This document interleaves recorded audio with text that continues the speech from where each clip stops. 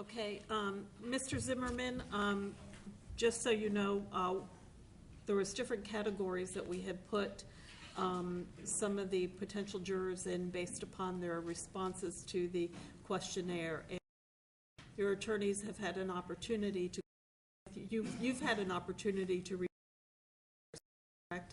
Yes, sir. Okay, and you had an opportunity to discuss with your attorneys how you felt about the questionnaires and what categories you thought should be. Is that correct? Yes, sir. Okay. And do you have any objections to the categories and the excusals for cause that your attorneys have indicated to the court? No, Your Honor. Okay. And we're going to bring in, there's 20 people, there's 3 that we saw this afternoon and 17 waiting to be them in just for the purpose of admonishing them about what they cannot do overnight and have them come back tomorrow. Then there are some other jurors that are still downstairs brought up downstairs with counsel with them, and counsel said that they were willing to waive your appearance to go downstairs for that admonishment. Do you have any objections to that? No, Your Honor. Okay, so as soon as these jurors come in, potential jurors, we'll go ahead and go through that.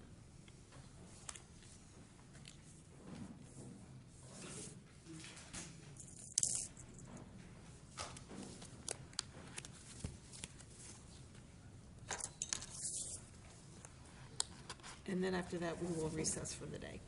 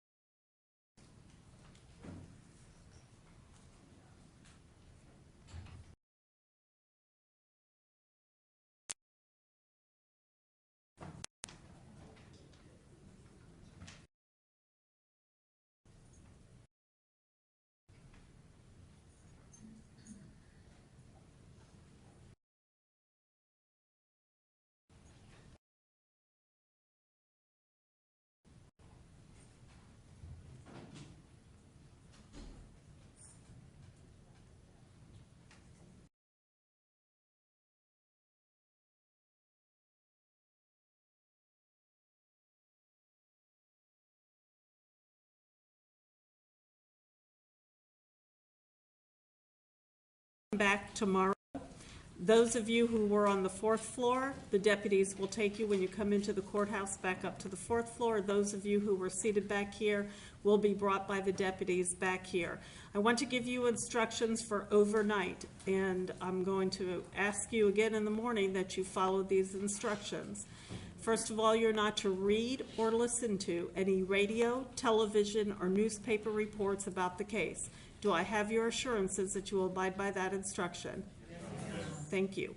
You are not to discuss the case amongst yourselves, but you don't really know each other, or with anybody else. That means when you go home to family, friends, and if they want to talk about the case or call you on the phone, you're to tell them that you have been instructed not to have any conversations whatsoever about this case. Do I have your assurance that you'll agree, that you will abide by that?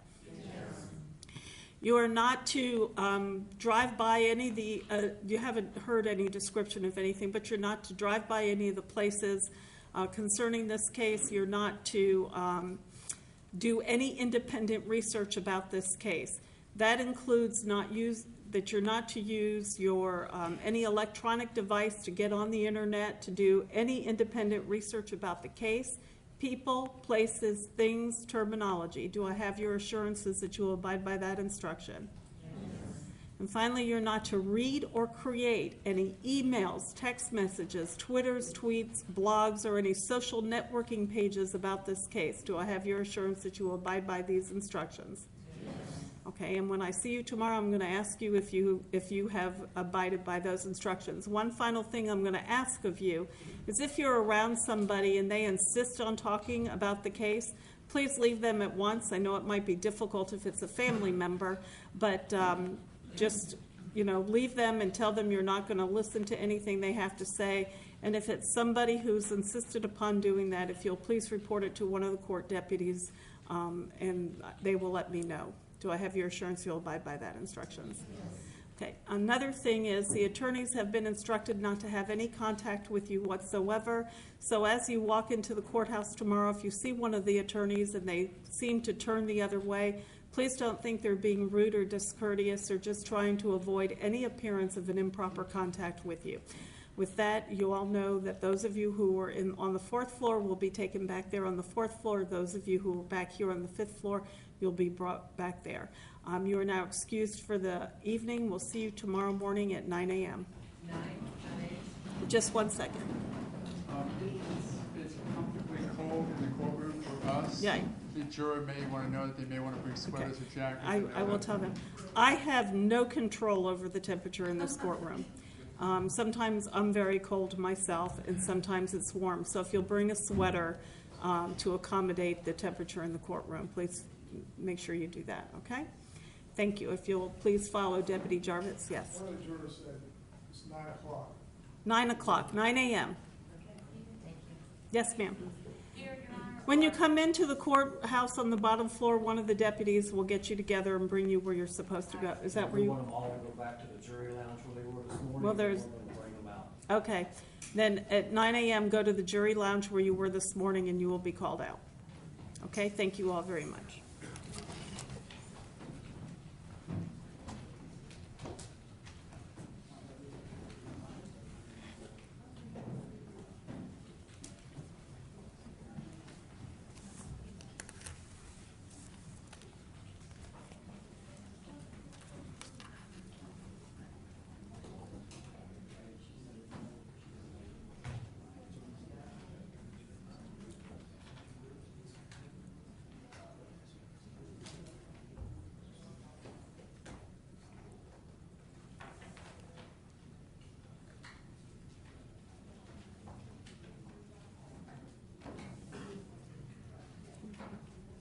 Court is in recess except for counsel. If